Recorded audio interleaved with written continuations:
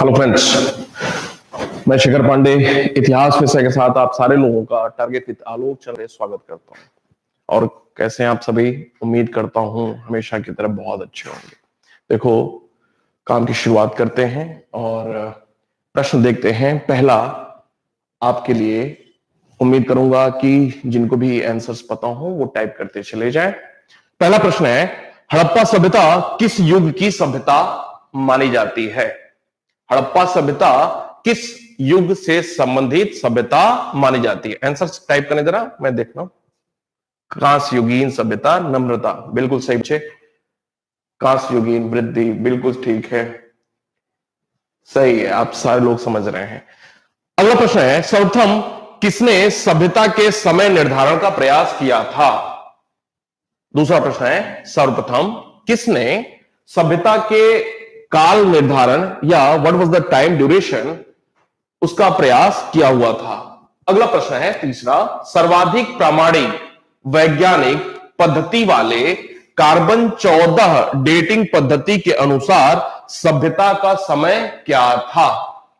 सर्वाधिक प्रामाणिक वैज्ञानिक पद्धति वाले कार्बन 14 डेटिंग पद्धति, बिल्कुल सही, जॉन मार्शल, बहुत बढ़िया, के अनुसार सभ्यता का समय क्या था, जो कि सर्वाधिक प्रामाणिक माना जाता है।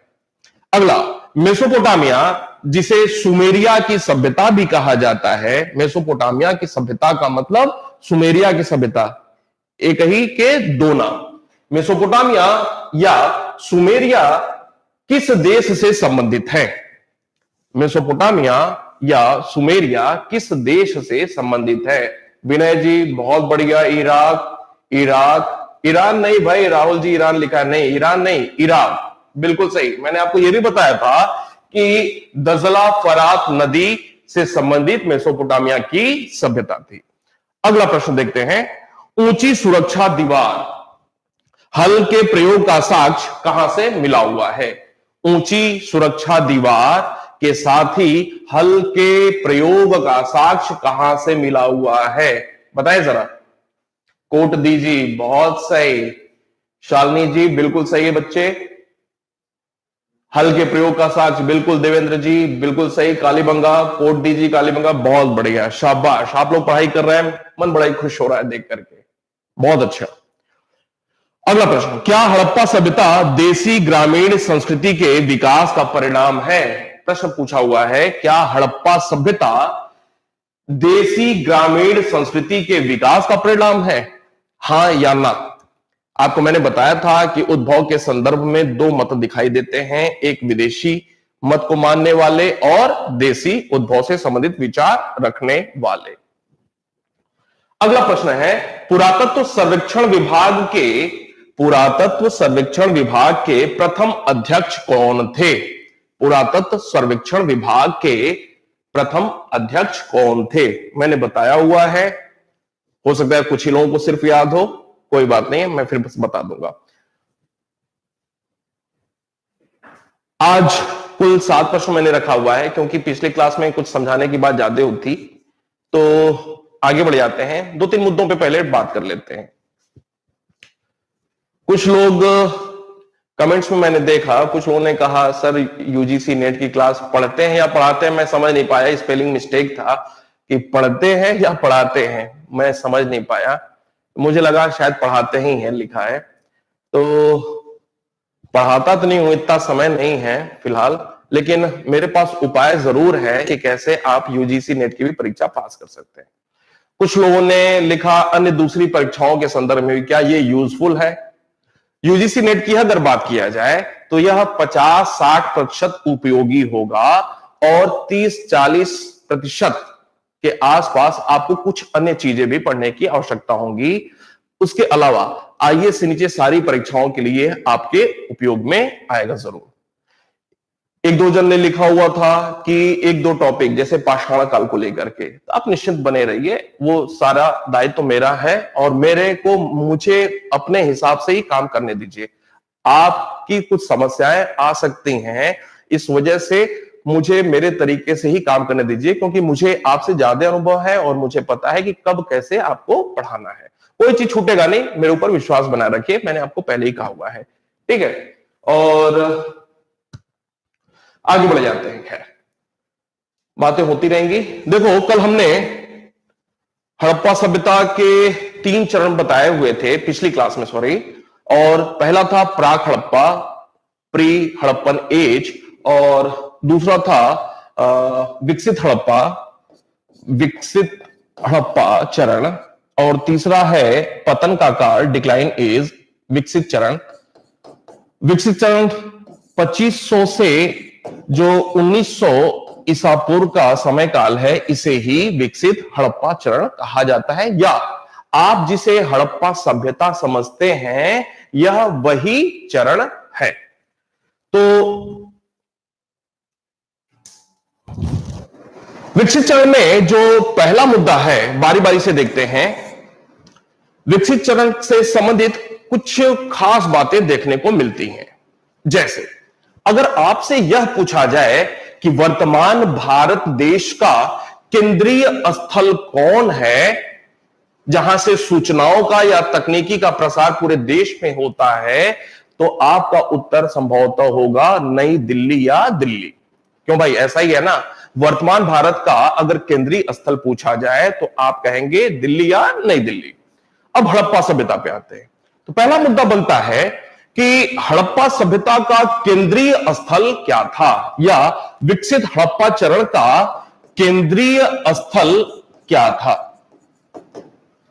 तो हड़प्पा सभ्यता का केंद्रीय स्थल पंजाब प्लस सिंध क्षेत्र था। ध्यान में रखें, पंजाब प्लस सिंध क्षेत्र था।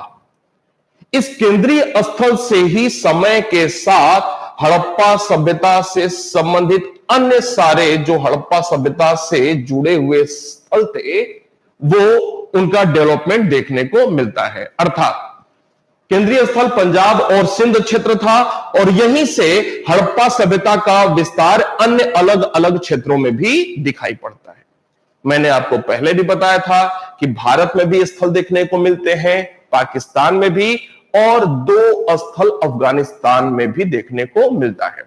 हालांकि अफगानिस्तान से चूंकि 2 ही स्थल देखने को मिलता है, इसका मतलब कि उस प्रखर रूप में हड़प्पा सभ्यता का विस्तार वहां पे नहीं दिखाई पड़ता है। सबसे ज्यादा विस्तार भारत और पाकिस्तान में ही देखने को मिलता है। तो पंजाब और सिंध चूंकि केंद्रीय स्थल था, तो यहां से इसका विस्तार अन्य क्षेत्रों में हुआ। अब कहां कहां हुआ वो देखने की बात है। अन्य क्षेत्रों में, अन्य क्षेत्रों की बात किया जाए तो अगर पाकिस्तान की बात किया जाए तो पाकिस्तान में बलूचिस्तान का क्षेत्र, सिंध का क्षेत्र, ये महत्वपूर्ण एरियाज थे जहां पे हड़प्पा सभ्यता से संबंधित स्थल मिले हुए हैं। अगर भारत की बात किया जाए तो भारत में जम्मू कश्मीर, कौमा, पंजाब, हरियाणा, राजस्थान,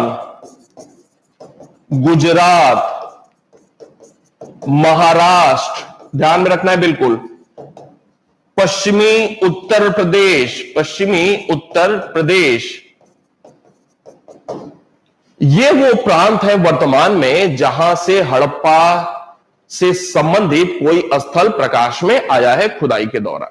अब अगर प्रश्न पूछ ले आपसे कि निम्नलिखित किस स्थान से या किन प्रांतों से हड़प्पा सभ्यता से संबंधित कोई साक्ष्य नहीं मिला हुआ है, अगर आपको मध्य प्रदेश दे दे, आपको छत्तीसगढ़ दे दे, आपको बिहार दे दे, आपको हिमाचल प्रदेश दे दे, तो यहां से साक्ष्य नहीं मिले हुए हैं। बात समझ में आई? आगे बढ़ते हैं। अब इसके विस्तार पे और आगे बात किया जाए तो भारत में मांदा, जो कि जम्मू एंड कश्मीर में है, मांदा जो कि जम्मू एंड कश्मीर में है, सबसे उत्तरी, भारत की बात हो रही है, सबसे उत्तरी सैंधव सभ्यता से जुड़ा हुआ कोई स्थल देखने को मिलता है। अगर दक्षिण की बात किया जाए तो यहां पे दैमाबाद, जो कि भारत में ही है, कहां पे है? महाराष्ट्र में यहां पे देखने को मिलता है। अर्थात उत्तर में मांदा से लेकर के दक्षिण में दैमाबाद तक, उत्तर से दक्षिण ये हो गया। यहां पे देखते हैं पूरब। पूर्व में आलमगीरपुर, आलमगीरपुर ये कहां पे भाई? मेरठ में। और मेरठ कहां है? पश्चिमी उत्तर प्रदेश में है। उत्तर में मांदा से लेकर के दक्षिण में दैमाबाद तक, पूर्व में आलमगीरपुर से लेकर के पश्चिम में बलूचिस्तान तक, बलूचिस्तान में जगह का नाम है सुतका गेंडोर, सुतका गेंडोर। सुतका गेंडोर, मांदा, आलमगीरपुर, दैमाबाद, ये 4 बाउंड्रीज शहर देखने को मिलते हैं हड़प्पा सभ्यता से जुड़े हुए।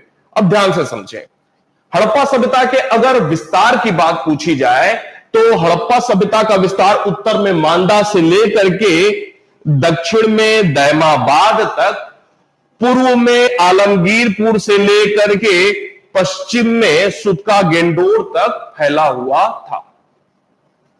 एक बात, सबसे उत्तरी छोर मालदा, दक्षिण में दैमाबाद, पूर्व में आलमगीरपुर, पश्चिम में सुतका गेंडोर, यह 4 बाउंड्रीज देखने को मिलती हैं हड़प्पा सभ्यता से संबंधित। अगली बात, यह कुछ त्रिभुजाकार ट्रायंगुलर किस्म की सभ्यता देखने को मिलती है आकार में। बसावट के आधार पे इस सभ्यता का आकार कुछ त्रिभुज के रूप में देखने को मिलता है। अगला प्रश्न बनता है क्षेत्रफल। अब इतनी बड़ी सभ्यता का ये जो क्षेत्रफल है, वो कितना है? लगभग 12,99,600 किलोमीटर स्क्वायर। 12,99,600 kilometre square. यह पुरानी एनसीईआरटी में लिखा हुआ है। समय के साथ, क्योंकि अब पुरानी हो गई एनसीईआरटी और लिखे हुए बहुत साल हो गए हैं, तो अब जो उत्तर आएगा आपको टिक करने के लिए, या तो यह दिया होगा या इससे बढ़ करके कुछ देखने को मिलेगा क्षेत्रफल। तो इससे थोड़ा सा बढ़ करके रहे तो वो लगाएंगे, अगर ये रहे तो यही लगाएंगे। ठीक है, फिर से आते हैं। हड़प्पा सभ्यता का केंद्रीय स्थल पंजाब और सिंध क्षेत्र था, जहां से यह सभ्यता अन्य क्षेत्रों में भी फैली हुई दिखाई पड़ती है। पाकिस्तान की बात किया जाए तो मुख्य क्षेत्र थे उसके बलूचिस्तान और सिंध क्षेत्र। भारत की बात किया जाए तो जम्मू कश्मीर, पंजाब, हरियाणा, राजस्थान, गुजरात, महाराष्ट्र के साथ साथ पश्चिमी उत्तर प्रदेश में भी इस सभ्यता से संबंधित स्थल देखने को मिले हुए हैं। अब हड़प्पा सभ्यता की बाउंड्री की बात करते हैं।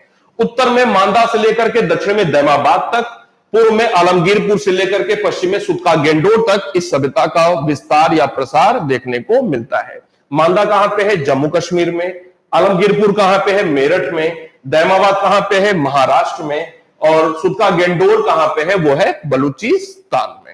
ठीक है, अब ये कुछ आकार में देखने में कैसे लग रही है? अब उपग्रह से, सैटेलाइट से अगर इसका आकार लिया गया होगा तो यह आकार में कुछ त्रिभुज के आकार में देखने को मिल रहा है। इस बड़ी सी सभ्यता का क्षेत्रफल कितना था? तो इस बड़ी सी सभ्यता का क्षेत्रफल 12,99,600 किलोमीटर स्क्वायर था। अब अगर उत्तर से दक्षिण की बात किया जाए और पश्चिम से पूर्व की बात किया जाए तो लंबाई कितनी देखने को मिलती है दोनों छोरों की? तो अगर उत्तर से दक्षिण की बात किया जाए तो यह कुल 1400 किलोमीटर की दूरी, और पूरब से पश्चिम देखा जाए तो यह लगभग 1600 किलोमीटर की दूरी दिखाई पड़ती है। हड़प्पा सभ्यता के ही समकालीन, उसी के पैरेलल, उसी समयकाल में मेसोपोटामिया की सभ्यता, मिस्र की सभ्यता भी दिखाई पड़ती है। तो 2 बार पिछले कुछ वर्षों में प्रश्न पूछा हुआ है कि हड़प्पा सभ्यता अपनी समकालीन मिस्र, मेसोपोटामिया की सभ्यता से कितना बड़ा एरिया कवर करता था, कितना गुना था? तो यह लगभग 12 गुना 12 गुना ज्यादा बड़ी सभ्यता आकार में मेसोपोटामिया और मिस्र की तुलना में देखने को मिलती है। बात समझ में आ रही है? हाँ, टाइप करना जरा। समझ में आ रही है? आगे बढ़े या फिर दोबारा से बताना भाई जरा, जल्दी जल्दी जल्दी जल्दी। सर्वेश जी, हाँ। वीरेंद्र बिल्कुल सही। विनय, यस यस। ठीक है, आगे बढ़ जाते हैं फिर। ओके, समझ गया। आगे बढ़ते हैं। हड़प्पा सभ्यता के विकसित चरण की बात हो रही है। अब जो इसमें दूसरा मुद्दा निकल करके आता है, वो निकल करके आता है नगर योजना।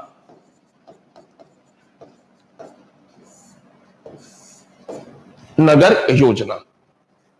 प्रश्न बनता है कि हड़प्पा सभ्यता की सबसे प्रमुख विशेषता कौन सी थी? हड़प्पा सभ्यता की सबसे प्रमुख विशेषता उसकी नगर योजना और साफ सफाई संबंधी व्यवस्था ही थी। सबसे प्रमुख विशेषता जो थी वो थी उसकी नगर योजना। सबसे प्रमुख विशेषता उसकी नगर योजना प्लस सफाई संबंधी व्यवस्था थी। सफाई व्यवस्था। हड़प्पा सभ्यता की सबसे महत्वपूर्ण विशेषता उसकी नगर नियोजन, नगर योजना, नगर निवेश के साथ साथ स्वच्छता संबंधी बातें भी देखने को मिलती हैं। अब अगर इतनी स्वच्छता थी, इतना अच्छा नगर नियोजन था, तो निश्चित रूप से कोई न कोई नगर निगम, नगर पालिका संबंधी बात तो जरूर रही होगी भाई।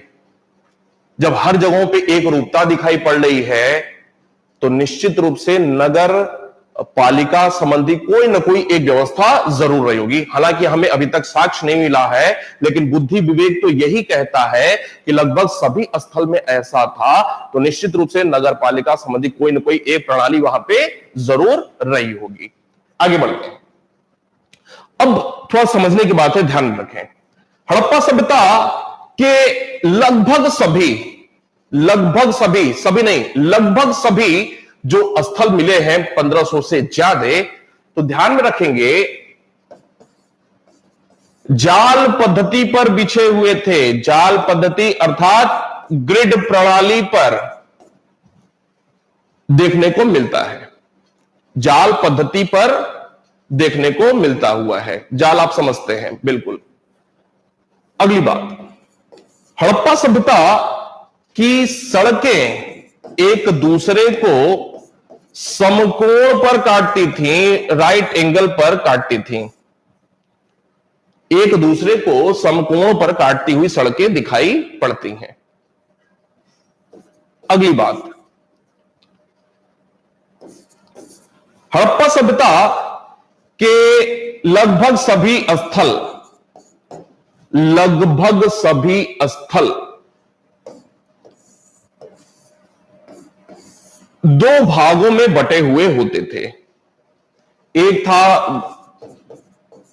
गढ़ी ऑब्लिक दुर्ग क्षेत्र और एक था निचला शहर।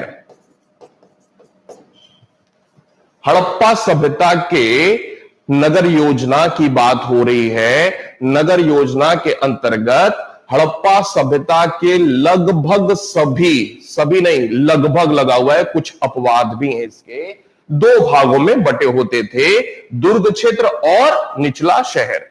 निचला शहर ये पूर्व में ईस्ट में था और ये था पश्चिम में।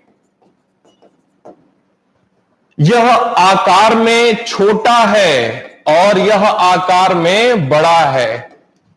निचला शहर अर्थात भीड़ यहां पे लोगों की ज्यादा थी, बड़ा सा एरिया था, जबकि छोटा ये गढ़ी या दुर्ग क्षेत्र था, इसमें रहने वाले लोगों की संख्या कम थी। और संख्या किनकी कम होती है? मजदूर और किसानों की तो होती नहीं है। संख्या समाज के जो भी संपन्न लोग होते हैं उनकी संख्या कम होती है। तो सीधे सीधे दिखाई पड़ रहा है कि समाज के संपन्न लोग किस क्षेत्र में रहते थे? गढ़ या दुर्ग क्षेत्र में रहते थे। और जबकि जन सामान्य कहां रहता था? तो जन सामान्य निचला शहर में रहता था।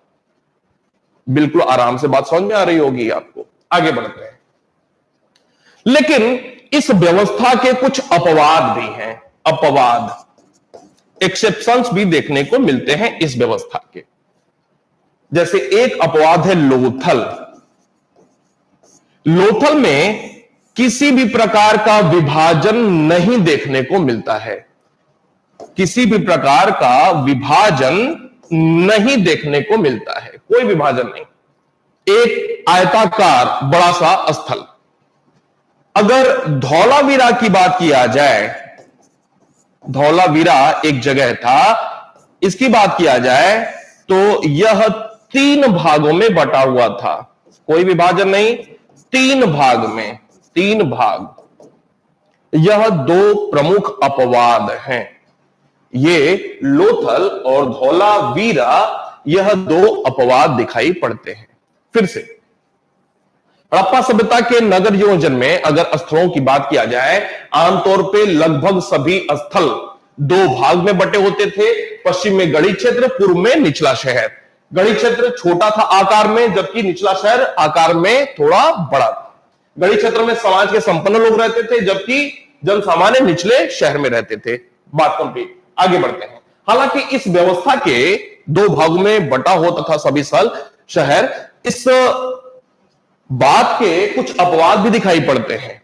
जैसे लोथल में किसी भी प्रकार का विभाजन नहीं था, जबकि धौलावीरा 3 भागों में बटा हुआ था। आगे बढ़ते हैं। बात समझते चले जाए, बिल्कुल बहुत सारे इसमें एस्पेक्ट निकल करके आएंगे। अब ये जो अधिकांश स्थल 2 भाग में बटे हुए थे, जो अधिकांश स्थल, लगभग सभी स्थल 2 भाग में जो बटे हुए थे, उनमें भी खास बात देखने को मिलती है। ये जो गढ़ी क्षेत्र था, वो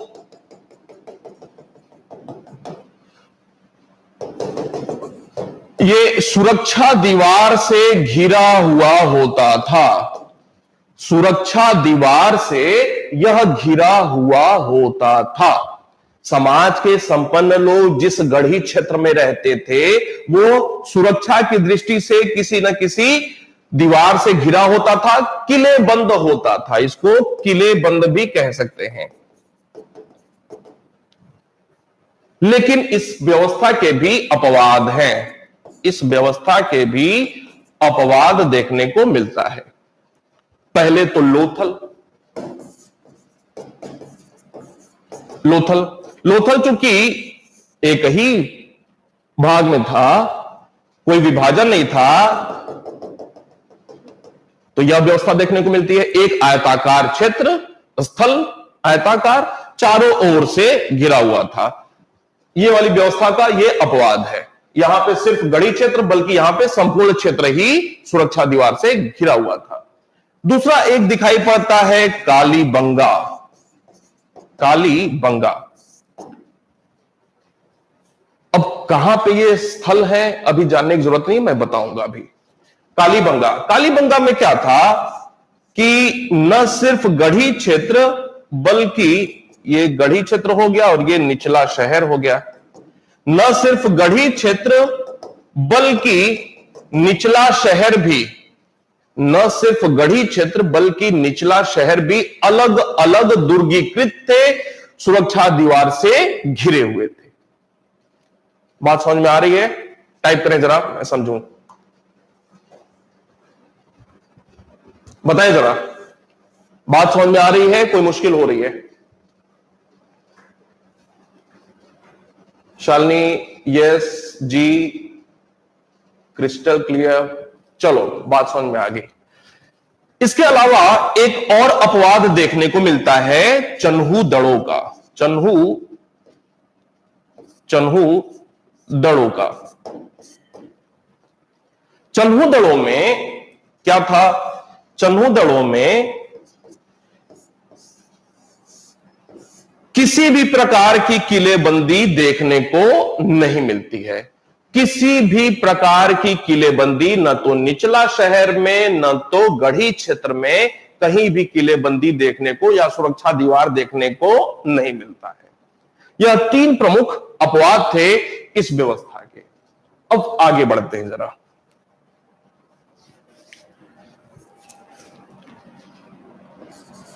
घर पे आते हैं। अब हड़प्पा सभ्यता में जो घर होते थे वह पकी ईंट के बने होते थे।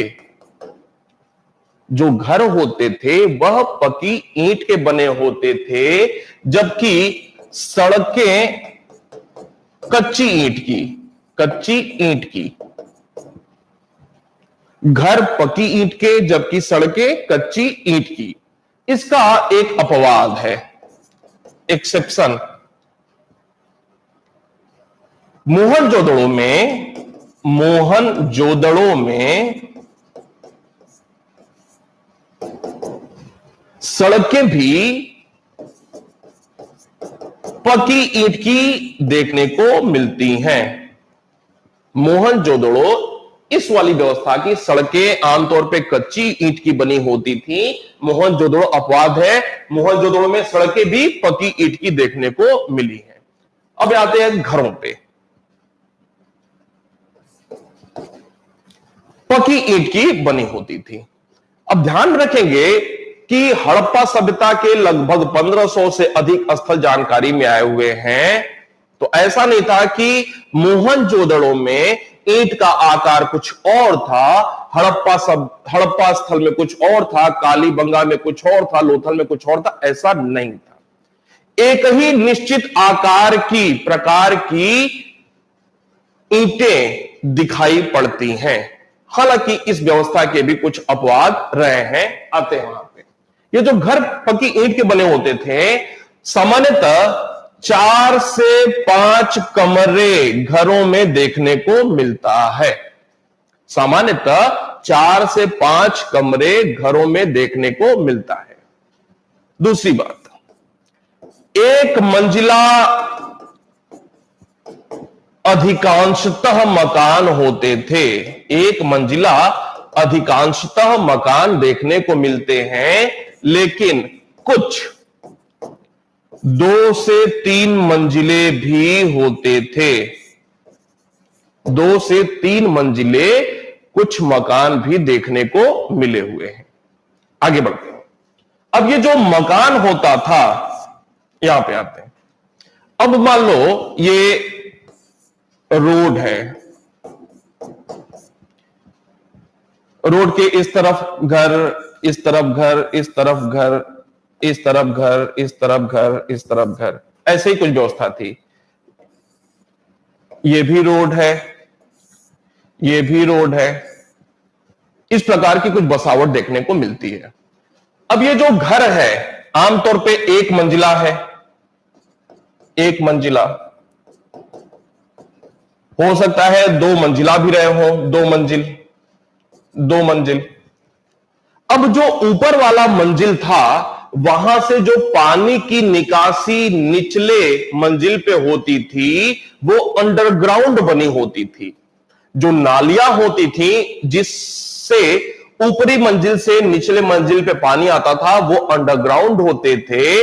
और निचली मंजिल से घर की नालियां बाहर की जो रोड पे ये जो सार्वजनिक नालियां बनी होती थी, इनसे जाकर के यह जुड़ जाती थी। घरों की नालियां अंडरग्राउंड होती थी। साफ सफाई की बहुत अच्छी व्यवस्था देखने को मिलती है। घरों की नालियां बाहर की सार्वजनिक नाली से जाकर के मिल जाती थी। बात क्लियर? आगे बढ़ते हैं। घर में जो 4-5 कमरे होते थे, अलग अलग कार्य के लिए अलग अलग कमरे बने होते थे और बीच में एक आंगन बना होता था। कमोबेश सभी घरों में यही व्यवस्था देखने को मिलती है। आगे बढ़े। ये जो सड़क होते थे, तो सड़क के किनारे जगह जगह पे कूड़ेदान भी देखने को मिलता है। जगह जगह कूड़ेदान भी देखने को मिलते हैं। बात जाकर के यहां पे कंप्लीट होती है। आगे बढ़ते हैं। नगर योजना में एक बात और देखनी है कि जो सामान्य रूप से घर पक्की ईंट के बनाए जाते थे उसके कुछ अपवाद मिले हुए हैं। घर पक्की ईंट के इसके कुछ अपवाद भी देखने को मिले हैं। जैसे एक अपवाद है कालीबंगा। कालीबंगा कालीबंगा में जो घर होते थे वो कच्ची ईंटों के पाए गए हैं। कच्ची ईंट के कालीबंगा में जो घर थे वो कच्ची ईंट के पाए गए हैं, लेकिन ये जो कच्ची ईंट थी वो अलंकृत थी। अलंकृत का मतलब कुछ न कुछ वहां पे डिजाइन बना हुआ। अलंकृत का मतलब डिजाइनदार, डिजाइन बना हुआ। आमतौर पे हड़प्पा सभ्यता में घरों के बनाने में पक्की ईंट का प्रयोग किया जाता था, लेकिन कालीबंगा एक ऐसा स्थल था जहां पे कच्ची ईंट का प्रयोग मकान बनाने में किया गया है। एक बात। दूसरी बात, एक जगह है सुरकोतड़ा। सुरकोतड़ा कहां पे है अभी जानने की जरूरत नहीं है। सुरकोतड़ा के जो मकान थे पत्थर के बने होते थे। घर जो है पत्थर के बने मिले हैं। कालीबंगा में कच्ची ईंट, जबकि सुरकोतड़ा में पत्थर के बने मकान देखने को मिले हुए हैं। अब आगे बढ़ते हैं। आमतौर पे जो ईंट का प्रयोग करते थे तो सामान्य होते थे, सादे होते थे, लेकिन हड़प्पा सभ्यता में एक स्थल कालीबंगा है जहां पे अलंकृत डिजाइनदार ईंटों का प्रयोग मिलता है। यह एक अपवाद है अलग से। आमतौर पे लगभग सभी स्थलों में पक्की ईंटों का प्रयोग है। कालीबंगा में कच्ची ईंटों का प्रयोग है। अन्य सभी स्थलों में सादा सामान्य ईंट का प्रयोग हुआ है। अपवाद है कालीबंगा, कच्ची है लेकिन किस प्रकार की है? अलंकरण किया हुआ, डिजाइन बना हुआ अलंकृत ईंटों का प्रयोग देखने को मिलता है। बात जाकर के यहां पे कंप्लीट होती है। अब आगे बढ़ते हैं। हड़प्पा सभ्यता के संदर्भ में अगला एक मुद्दा है कला को लेकर के। हड़प्पा सभ्यता की कला। हड़प्पा सभ्यता में अगर कला की बात किया जाए तो किन किन मुद्दों से संबंधित कला के साक्ष्य दिखाई पड़ते हैं? एक है मोहर, एक है मूर्ति, एक है चित्रकला और एक है लिपि। लिपि का मतलब लेखनी, लिखावट। हड़प्पा सभ्यता की कला से संबंधित कौन कौन से मुद्दे देखने को मिलते हैं जहां पे कला का साक्ष्य दिखाई पड़ रहा है उनके? तो मोहर है, मूर्ति है, चित्रकला है और लिपि। ये प्रमुख एस्पेक्ट्स हैं जहां से उनकी कला का साक्ष्य मिल रहा है। अब अगर मोहर की बात किया जाए, मोहर हड़प्पा वासियों ने, हड़प्पा वासी कहने का मतलब है पूरी सैंधव सभ्यता, हड़प्पा सभ्यता। हड़प्पा सभ्यता वासियों ने अपनी कला का सबसे अच्छा प्रदर्शन जहां पे किया हुआ है वो है मोहर। मोहर पे ही उन्होंने अपनी कला का सबसे अच्छा प्रदर्शन किया हुआ है। पहली बात, ये जो मोहर होते थे, सील मोहर, आप जानते होंगे मोहर। ये जो मोहर होते थे विविध आकार के होते थे, विविध आकार के। ये जो मोहर होते थे विविध प्रकार के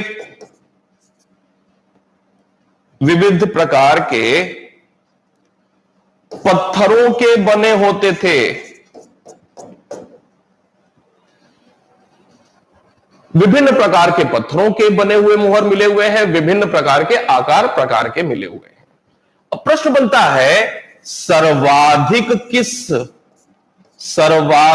किस आकार के मिले हुए हैं तो सर्वाधिक मिला हुआ है वर्गाकार। कौन सा? वर्गाकार। सर्वाधिक मोहर किस आकार के बने मिले हुए हैं? तो सर्वाधिक मोहर वर्ग आकार, स्क्वायर फॉर्म के बने मिले हुए हैं। इसकी विशेषता क्या थी? वर्गाकार मोहर की विशेषता क्या थी? इस पे दो बातें देखने को मिलती हैं। एक, पशु चित्र बना हुआ था और लिपि का साक्ष्य मिलता है।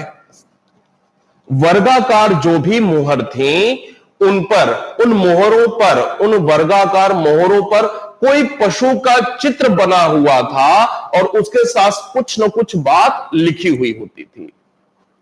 वर्गाकार के अलावा चाहे आयताकार हो, चाहे वृत्ताकार हो, चाहे जो भी आकार हो, वहां पे सिर्फ और सिर्फ लिपि का साक्ष्य मिला हुआ है, लिखावट का साक्ष्य मिला हुआ है, पशु चित्र का साक्ष्य नहीं मिला हुआ है। लिपि के साथ, लिखावट के साथ पशु चित्र का साक्ष्य वर्गाकार मोहरों पे ही मिला हुआ है। और सबसे ज्यादा किस आकार के मोहर प्राप्त हुए? वर्ग आकार के ही मोहर प्राप्त हुए हैं। अब अगर पशु चित्र में भी देखा जाए तो किस प्रकार के सर्वाधिक पशु चित्र देखने को मिलते हैं? तो सर्वाधिक एक सिंग वाले, एक श्रृंगी, श्रृंगी का मतलब होता है सिंग, एक सिंग वाले सर्वाधिक पशुओं का चित्रांकन वर्गाकार मोहरों पर हुआ है। बात समझ में आ रही है? फिर से, हड़प्पा वासियों ने अपनी कला का सबसे अच्छा प्रदर्शन अपनी मोहरों पर किया हुआ है। मोहर विविध आकार के होते थे, सबसे ज्यादा वर्गाकार मिला हुआ है। वर्गाकार मोहर की विशेषता क्या है? इस पर पशु चित्र के साथ लिपि या लिखावट का भी साक्ष्य मिला हुआ है। पशु चित्र में अगर देखा जाए तो सर्वाधिक किस प्रकार के पशु का? तो ऐसा कोई पशु जिसका एक सिंग होता हो, एक श्रृंग वाले पशु का साक्ष्य मिला हुआ है। अगर मानव आकार की बात किया जाए, पशु को हटा देते हैं, अगर मानव आकार वाली बात किया जाए तो सबसे अच्छा मानव आकृति वाला जो मोहर मिला हुआ है वो मोहनजोदड़ो से मिला हुआ है। मोहनजोदड़ो में वो जो मोहर है वो योगी वाली मोहर है, जिसे जॉन मार्शल ने पशुपति शिव नाम से संबोधित किया हुआ है। आकृति वाली मोहरों की बात किया जाए तो योगी वाली मोहर बहुत महत्वपूर्ण तथ्य है। योगी वाली मोहर, एक योगी जिसके ऊपर 3 सिंग बने हुए हैं, आराम से पद्मासन की मुद्रा में बैठा हुआ है और उसके चारों ओर हाथी, बाघ, गैंडा, भैंसा, हाथी, बाघ, गैंडा, भैंसा, ये 4 पशु बने हुए हैं और नीचे, मोहर के नीचे 2 हिरन भी दिखाई पड़ते हैं। और ये जो मोहर पे इस प्रकार की जो आकृति योगी वाली बनी हुई है, उसको जॉन मार्शल ने कहा कि यही पशुपति शिव हैं। किसने बताया? जॉन मार्शल ने। आगे बढ़ते तो सबसे ज्यादा वर्गाकार विशेषता क्या थी? पशु चित्र के साथ लिपि भी, और पशु चित्र में एक श्रृंग वाले पशु सबसे ज्यादा मिले हुए हैं। अगर आयताकार वगैरह जो भी अन्य मोहर है तो उनमें सिर्फ और सिर्फ लिपि मिली हुई है, पशु चित्र नहीं मिला हुआ है। आगे बढ़ जाते हैं। विविध प्रकार के पत्थर, विविध प्रकार के पत्थर। अगर पत्थरों की बात किया जाए तो बहुत सारे पत्थरों का प्रयोग हुआ है, लेकिन सर्वाधिक कौन सा पत्थर प्रयोग हुआ है? तो सर्वाधिक सेलखड़ी पत्थर का प्रयोग हुआ है मोहरों को बनाने में। सर्वाधिक सेलखड़ी, जैसे भाई मैंने भी पहना हुआ है, आप में से बहुत सारे लोग पहने होंगे, रिंग वगैरह, कुछ ना कुछ उसमें कोई ना कोई पत्थर होता है, चाहे नीलम हो, चाहे रूबी हो, चाहे माणिक्य हो, चाहे जो भी हो, मूंगा वगैरह। तो ये अलग अलग प्रकार के पत्थर होते हैं। इन्हीं अलग अलग प्रकार के पत्थरों में एक प्रकार का पत्थर होता है सेलखड़ी, और हड़प्पा सभ्यता के मोहर सर्वाधिक किस प्रकार के पत्थर के बने मिले हैं? सेलखड़ी पत्थर के ही बने मिले हुए। आगे बढ़ते हैं। अभी तक 2000 से ज्यादा मोहर खुदाई में प्राप्त हो चुके हैं। अभी तक खुदाई जो भी अन्य अन्य स्थलों की हुई है, 2000 से अधिक मोहर खुदाई से अभी हमें प्राप्त हो चुके हैं। अब ये जो 2000 से अधिक प्राप्त हो चुके हैं, तो प्रश्न बनता है सर्वाधिक मोहर किस स्थल से प्राप्त हुआ है? तो सर्वाधिक मोहर मोहनजोदड़ो से ही प्राप्त हुआ है। मोहरों से संबंधित बात यहां पे कंप्लीट होती है। अब आते हैं मूर्ति पे।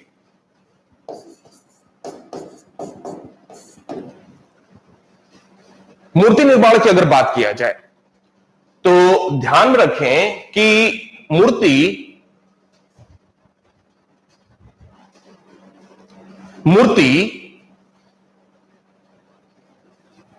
निर्माण में 3 प्रकार की बातें देखने को मिलती हैं।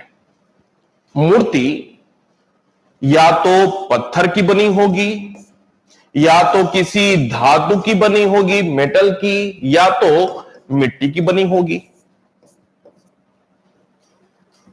यही ना है तरीका। कोई भी मूर्ति जो बनाई जा सकती है, या तो वो पत्थर की बन सकती है, या मिट्टी की बन सकती है, या तो किसी सोना चांदी लोहा वगैरह की बन सकती है, धातु की बन सकती है। अब हड़प्पा सभ्यता पे आते हैं, समझे। हड़प्पा सभ्यता में पत्थर की मूर्ति की बात हो रही है।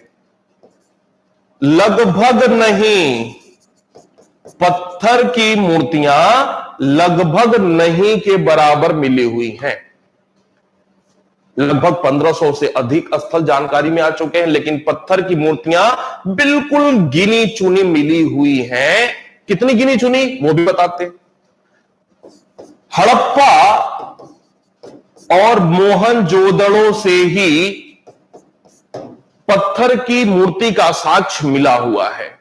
हड़प्पा और मोहनजोदड़ो से ही सिर्फ और सिर्फ पत्थर की मूर्तियों का साक्ष्य मिला हुआ है। वो भी संख्या इनकी कितनी है? तो हड़प्पा में अगर देखा जाए तो 2 और यहां पे 12, मतलब हड़प्पा स्थल से और मोहनजोदड़ो स्थल से ही पाषाण पत्थर की मूर्ति बनी मिली है। अगर हड़प्पा में संख्या देखा जाए कितनी मिली हुई है तो 2 और मोहनजोदड़ो में 12। कहने का मतलब यह है कि हड़प्पा वासी पत्थर की मूर्तियां नहीं बनाते थे।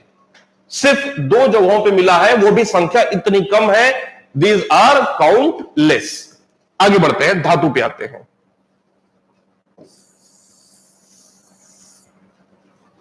धातु की मूर्तियां हड़प्पा सभ्यता में सोना, चांदी, तांबा, कांसा, टिन आदि धातुओं का प्रयोग किया जाता था। सोना, चांदी, तांबा, कांसा, टिन, सीसा, इन सारी धातुओं का प्रयोग किया जाता था। ध्यान रखेंगे, लोहा का प्रयोग नहीं करते थे, क्योंकि लोहे का प्राचीनतम साक्ष्य जो है कब का मिला हुआ है? 1000 ईसा पूर्व का मिला हुआ है। इसका मतलब क्या है? उत्तर वैदिक काल, लेटर वैदिक एज। तो इस समय काल के पहले जो भी समय काल होगा, वहां से लोहे का साक्ष्य नहीं मिला होगा, न तो लोहे की कोई बनी वस्तु मिली होगी। आगे बढ़ते हैं।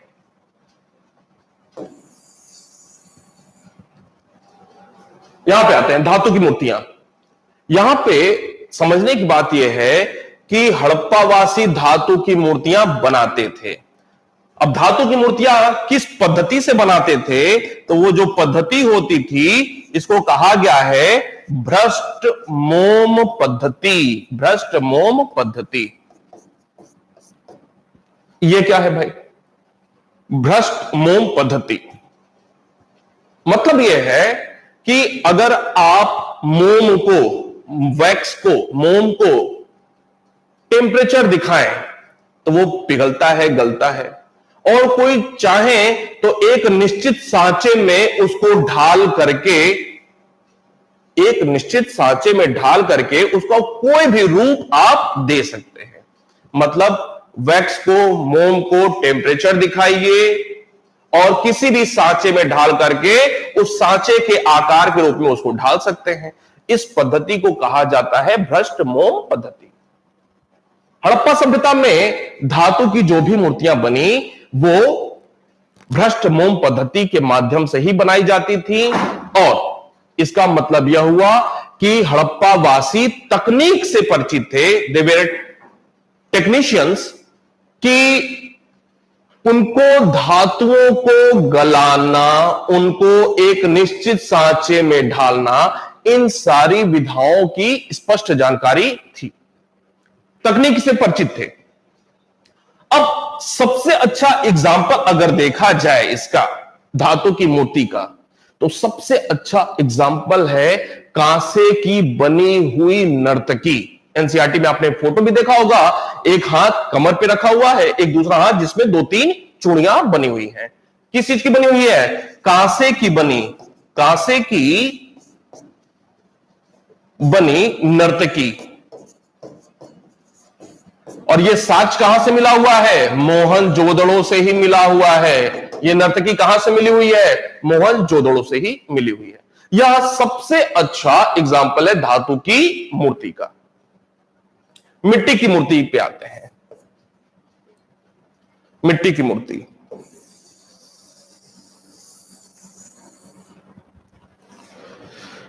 मिट्टी की मूर्ति, मिट्टी की मूर्ति घर घर में बनाई जाती थी। ध्यान में रखेंगे, घर घर में मिट्टी की मूर्तियां बनाई जाती थी। तो प्रश्न अगर पूछा जाए कि धातु की मूर्ति सबसे ज्यादा मिली है कि पत्थर की कि मिट्टी की, तो सबसे ज्यादा मिट्टी की बनी हुई मिली हुई है, घर घर में बनाई जाती थी। अब अगर मिट्टी की मूर्तियों की बात किया जाए, अगर मिट्टी की मूर्तियों की बात किया जाए तो सबसे ज्यादा पशुओं के मूर्ति देखने को मिली हुई है। पशु की मूर्ति, पशुओं में भी कौन सा? तो पशुओं में भी सबसे ज्यादा वृषभ की मूर्ति मिली हुई है। वृषभ, वृषभ हड़प्पा सभ्यता का सबसे प्रमुख पशु था। सर्वाधिक प्रमुख जो पशु था हड़प्पा सभ्यता का वो था वृषभ। और घर घर में जो मिट्टी की मूर्तियां बनी हुई हैं उसमें सबसे ज्यादा आकृति किसकी दिखने को मिलती है? वृषभ की, पशु की। अगर मानव की बात किया जाए, व्यक्ति की बात किया जाए, पुरुष और महिला की बात किया जाए, तो व्यक्ति की अगर बात किया जाए तो पुरुष और महिला। अब प्रश्न बनता है कि पुरुष की मिट्टी की मूर्ति ज्यादा मिली हुई है कि महिला की? तो महिला की ज्यादा मिली हुई है। और यही कारण है कि इतिहासकारों ने, पुरातत्वविदों ने हड़प्पा सभ्यता को किस प्रकार की सभ्यता कहा है? मातृसत्तात्मक सत्ता, मातृसत्तात्मक सत्ता। घर घर में व्यक्तियों की अगर बात किया जाए तो पुरुष की तुलना में महिलाओं की मिट्टी की बनी हुई मूर्ति ज्यादा देखने को मिलती है। इसी कारण से यह अंदाजा लगाया गया, अंदाजा हड़प्पा सभ्यता की जो भी बातें वो अनुमान पे ही आधारित है, ध्यान रखें। अंदाजा लगाया गया कि सभ्यता का स्वरूप किस प्रकार का था, तो सभ्यता का स्वरूप मातृसत्तात्मक किस्म का देखने को मिलता है। आगे बढ़ते हैं। मिट्टी की जो ये मूर्तियां होती हैं उनको कहा गया है मृण मूर्ति। यह शब्द प्रयोग किया जाएगा। मृ का मतलब होता है मृदा, मिट्टी, मिट्टी की बनी हुई मूर्ति, मृण मूर्ति शब्द का प्रयोग मिलेगा आपको। आगे बढ़ते हैं। इसके बाद अगला मुद्दा है चित्रकला का। हड़प्पा सभ्यता में चित्रकला के अंतर्गत क्या क्या बातें देखने को मिलती है? किस प्रकार के चित्र बनाते थे? तो ये लोग चित्र बनाते थे त्रिभुज का, ये लोग वृत्त का बनाते थे, ये आयत का, वर्ग का, इस प्रकार के चित्र बनाते थे। पशु चित्र भी बनाते थे, फिर उसके बाद वृक्ष के भी चित्र बनाते थे। इस प्रकार के ये लोग चित्र बनाते थे। अब ये जो चित्रकला के ये चित्र हो गए किस किस प्रकार के, साक्ष्य जो है, अब इन्होंने जो भी चित्र बनाए कहां पे बनाए, किस जगह पे बनाए, किस वस्तु का उपयोग करते हुए बनाए, तो साक्ष्य इसके मिले हैं उनके मृदभांड पर। मृदभांड का मतलब मिट्टी का बर्तन, मिट्टी का बर्तन। मृद का मतलब मिट्टी, भांड का मतलब बर्तन, मिट्टी का बना हुआ बर्तन। चित्रकला इन्होंने जो भी किए, चित्र जो भी बनाए, कहां पे बनाए, अपने मिट्टी के बर्तनों पर ही बनाए। आगे बढ़ते हैं। अब ये मिट्टी का जो बर्तन है वो कैसे बनाया जाता था, हाथ से बनाया जाता था या चाक पर बनाया जाता था, तो यह चाक पर बनाया जाता था। अब किस रंग के मृदभांड मिले हुए हैं, तो ये जो मृदभांड मिले हुए हैं या तो वो हड़प्पा सभ्यता के या तो गुलाबी रंग के हैं या लाल रंग के मृदभांड देखने को मिलते हैं। फिर से चित्रकला के अंतर्गत हड़प्पावासी किस प्रकार के चित्र बनाते थे, त्रिभुज, चतुर्भुज, वर्ग, वृत्त, पशु, पक्षी, इस प्रकार के चित्र वो बनाते थे। चित्रकला के साक्ष्य कहां से मिले हुए हैं, मिट्टी के बने हुए बर्तनों, मृदभांड से मिले हुए हैं। मृदभांड पर ही वो अपनी चित्र बनाते थे। मृदभांड कैसे बनाए जाते थे, बर्तन मिट्टी के, चाक पर बनाए जाते थे। किस रंग के हड़प्पा सभ्यता के मृदभांड देखने को मिले हैं, गुलाबी और लाल रंग के देखने को मिले हैं। टाइम काफी हो गया है, आज के लिए इतना रहने देते हैं। कल हम लोग इस बात को आगे बढ़ाएंगे और लिपि से शुरुआत करेंगे। उम्मीद करता हूं आप लोगों को ये पसंद आ रहा होगा। मैं जानबूझ करके बड़ा ही स्लो चल रहा हूं ताकि आप लोग दिमाग में, ये कुछ जटिल टॉपिक्स हैं, आपके दिमाग में एक बार बात घर कर जाए, पहले प्रश्नों बनना शुरू हो जाएगा, पहले घर कर जाए आपके दिमाग में बातें। ठीक है, उम्मीद करता हूं अच्छा लग रहा होगा।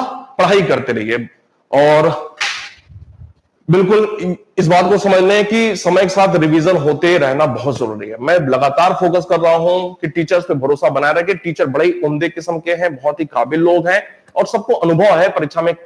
मैं खुद अपनी बात बताऊं, मैं 100 प्रश्न 150 प्रश्न गेस करूं, वहां से 2 4 5 प्रश्न जरूर आ जाएगा आपकी इसी बार परीक्षा में। अभी वो समय नहीं है फिलहाल।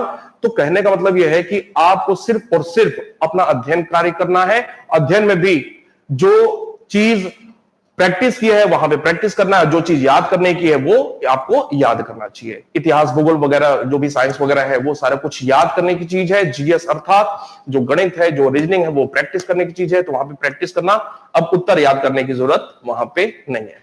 उम्मीद करता हूं अच्छा लगता है। मिलते हैं, धन्यवाद।